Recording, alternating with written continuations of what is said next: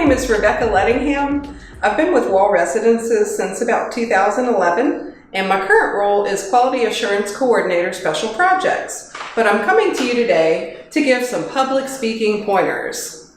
Now, you may remember from your childhood a certain television show which had the letter of the day. So our letter for today is P.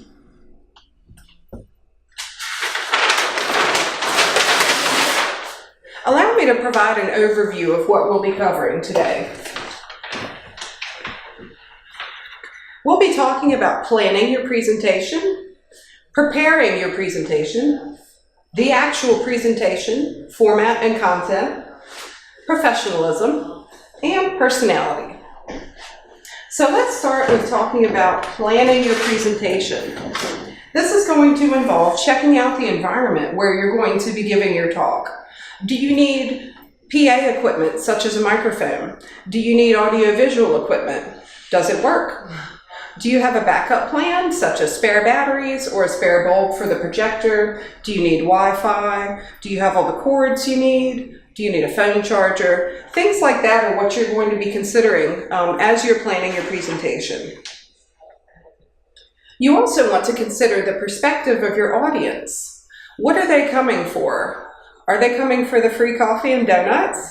Yes, a lot of times they are, or for the CEU credits, but that's okay. You can still give them good content while you're there by finding out what they want to know or what they need to know. So the way that you're going to do that is through research, which we'll talk about in a few minutes.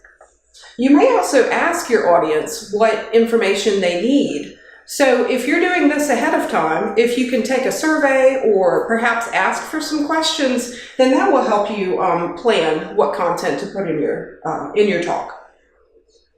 Because we want to provide practical knowledge. We don't want to waste anyone's time. And if we don't take into consideration their perspective, we may be giving them information that they don't need or that they already know. So we're going to try to make this as useful and meaningful as possible to engage your audience in what you have to say. Your next step is to prepare your presentation. So you're going to research the subject, even if you think you already know it. And this is a good opportunity to check in on those different perspectives that the audience members may have. You want to be punctual in your presentation. Very important to respect the members of the audience by starting and ending on time. You will know how long your presentation lasts because you're going to practice. For example, when I was practicing this presentation, I didn't really have a start or an end time because of the video format.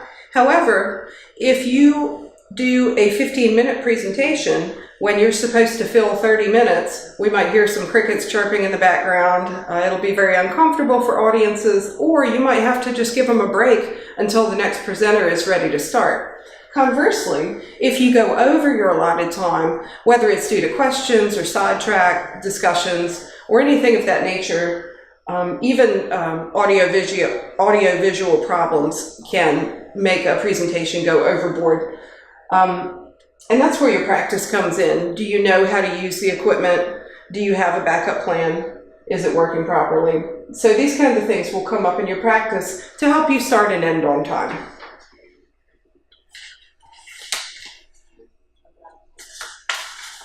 Another thing I want to say about your practice is that this will help you become more familiar with the content so you can add to it as you talk and be more engaging with the audience.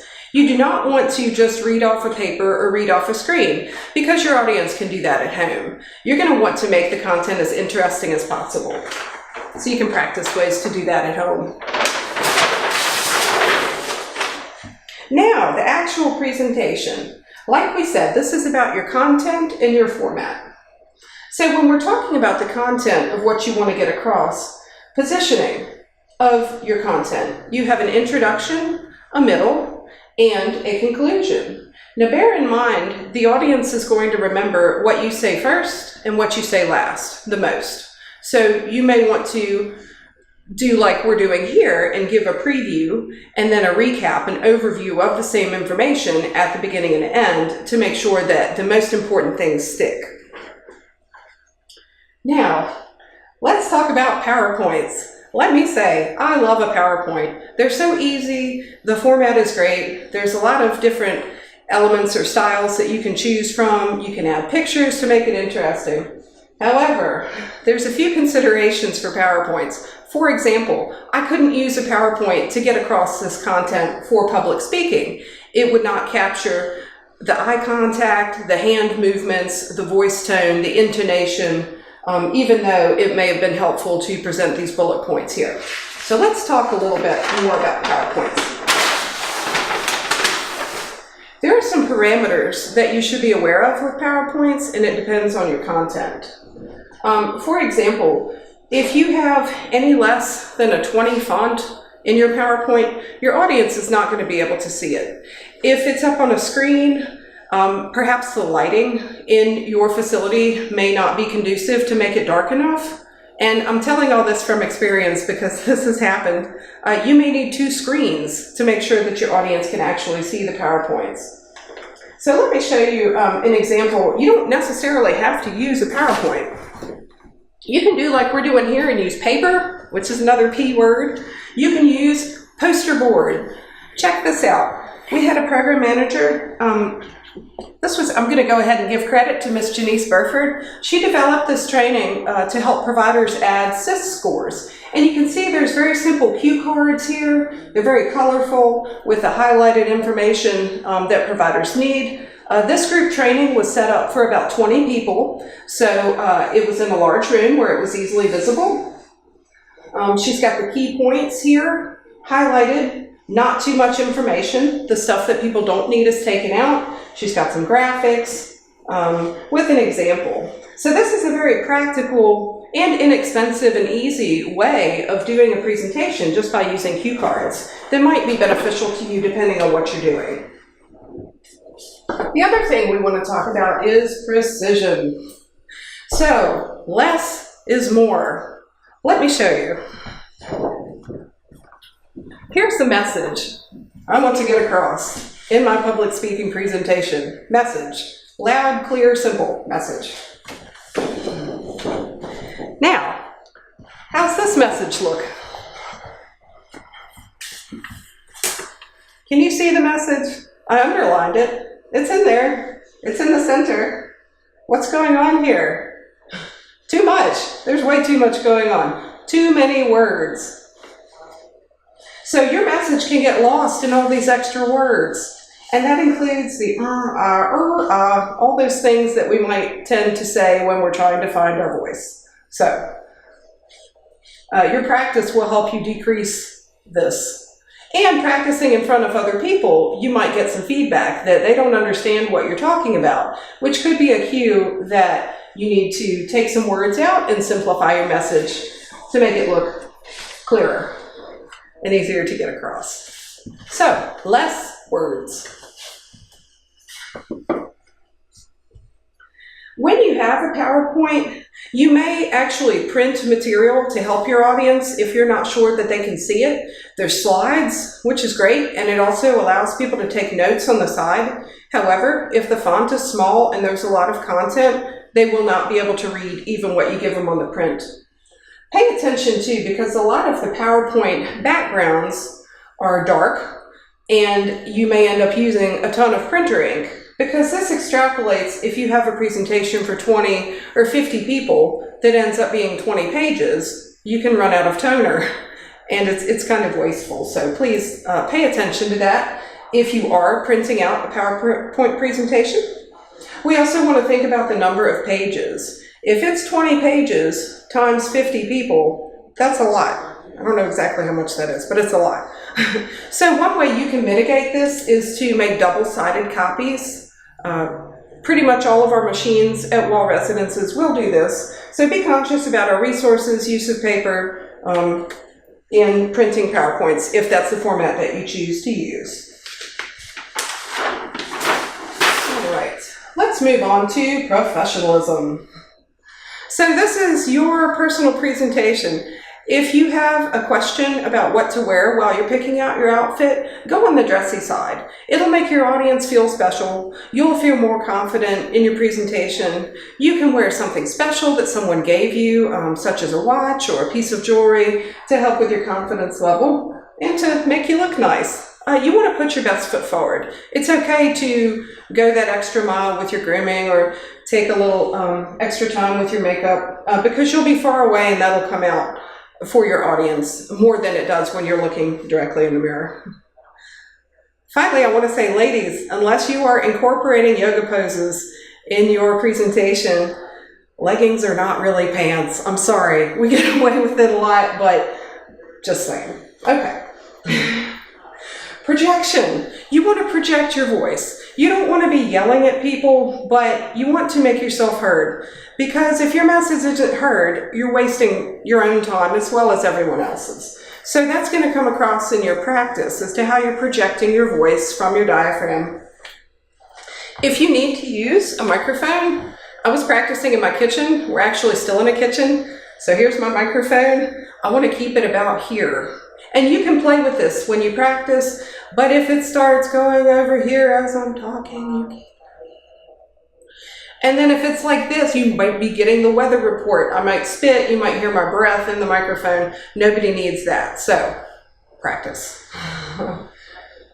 Pronunciation is the next thing. I have a terrible accent. People can't understand me on the phone, even when I speak slowly and I really try to enunciate my words. Sometimes in person, they can't understand what I'm saying. So I have to be very careful to pronounce my words clearly and to use good pronunciation. Finally, the pace of my speech. And this is something else that's going to come to you with practice.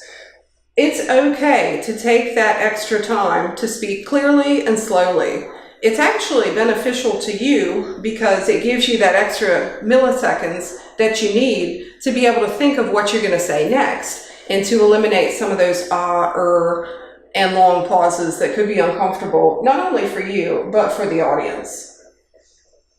You also don't want to talk too fast because then the audience won't be able to process or understand your message. And I've been guilty of that and received feedback, which has helped me slow my pace. When you're considering how you're going to be heard, you may want to listen to the radio, to some of your favorite radio announcers. If you don't have any, try NPR. Listen to how the news is presented and how the announcers give their stories. And that's a good thing to emulate when you can hear professional speakers.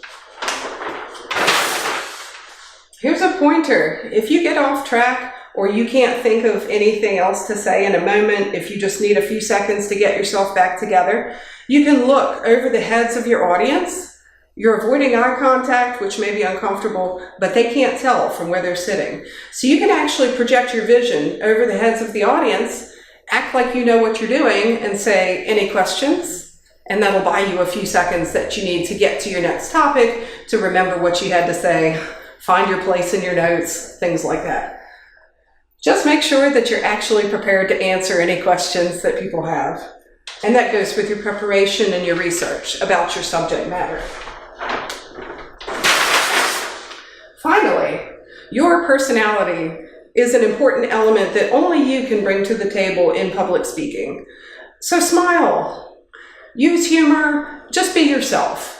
The more comfortable you are, the more the audience will like you and see you as a genuine person who is interested in their well-being. So just be yourself, put your best foot forward.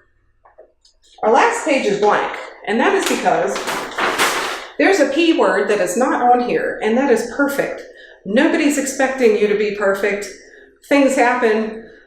The more you practice, the better you'll be. So I just want to tell you all, as one of my qualifications, I took a public speaking class way back in college, and I started as a D- student. I was terrible. By the end of the semester, with practice and guidance, I was able to make it to an A. So if I can do it, you can do it. Just give it a try. Don't be shy. Nobody expects perfection. And if you follow the steps that we've outlined today of planning, preparing, the format and content of your presentation, your professionalism, and your personality, you'll do fine. Thanks for taking the time to watch. I hope you've enjoyed this public speaking presentation. Have a nice day.